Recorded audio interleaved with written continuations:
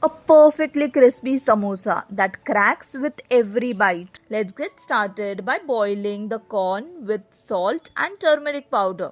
In a large mixing bowl, add crumbled paneer, boiled sweet corn, green chilies, coriander, capsicum, mozzarella cheese, and add 2 to 3 cubes of grated processed cheese. Add black pepper powder, chilli flakes, oregano, and salt. Now mix everything really well until all the flavors are evenly combined. Now prepare a thick maida or wheat flour paste.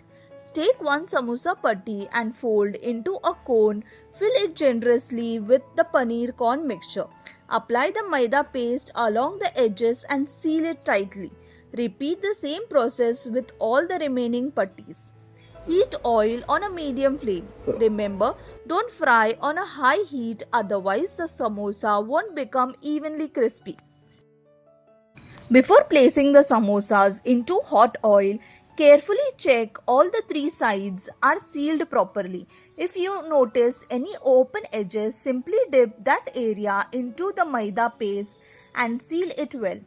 This is very important step because even a small gap can allow the oil to seep inside during frying.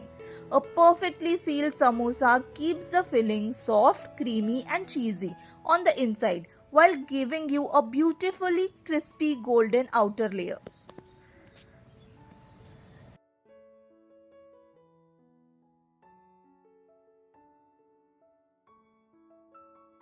Add the samosas into the hot oil and fry until they turn a beautiful golden color.